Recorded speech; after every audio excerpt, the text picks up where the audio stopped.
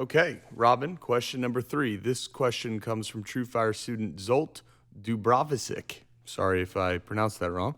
The question is this. Do you practice routinely nowadays? What practice routine do you recommend for younger and less experienced blues players?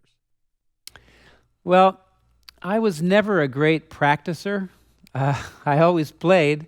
I've always had a band and played constantly. Always had the guitar in my hands, and that kind of an approach may be a slower way to develop your technique than if you actually sat down and really worked on it. But I did go through a period of back and forth picking technique, and that was, I would say, for about 6 months, where I literally practiced it, back and forth picking technique, and also practicing basic scales, major, minor, melodic minor, whole tone, diminished, with back and forth picking technique. Again, for me, the inspiration was the jazz guitar players that I loved, Wes Montgomery and Joe Pass. Wes obviously played with the thumb. That's kind of different, but I always thought of the beboppers as playing back and forth, So I did do that for a period of time, and to this day, whenever I sit down to warm up, I do back and forth picking technique. I play scales. I play them slowly. That's the thing that I do, just to kind of get warmed up. The one element about practice and playing, basically you play what you practice. If you're practicing scales, if you're practicing, riffs, you're going to play scales and riffs. So it's one of the things that's kind of kept me a little shy of practicing too many techniques, because then you wind up playing the techniques.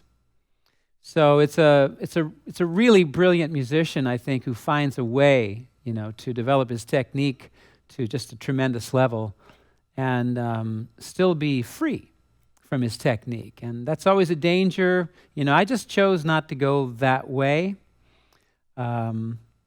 Instead, I played and played and played and played. And I've always been interested in developing myself that way.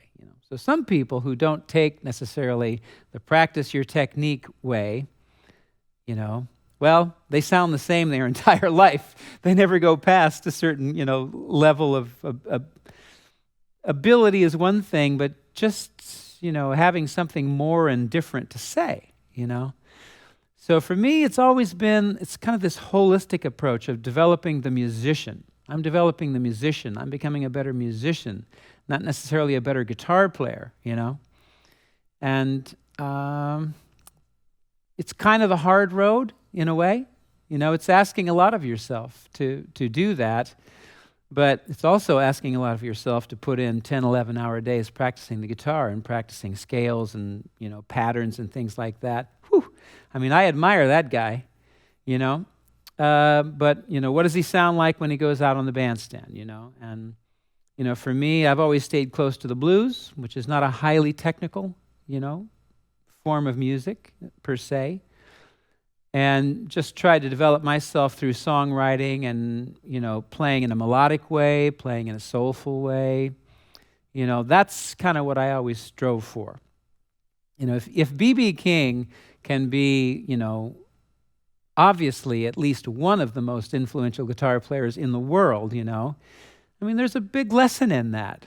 But also there's a lot more music to be played, as exemplified by somebody like Pat Metheny, or many of the guitarists who are more contemporary, my contemporaries. Pat Metheny can play rings around me, in a certain setting, but in my setting, he may not be able to play that way, So people have different strengths, different leanings, but the most important thing, in my opinion, is that however it is that you develop yourself, that you're developing yourself in a musical way with the intention of playing music as opposed to, the intention of impressing your friends.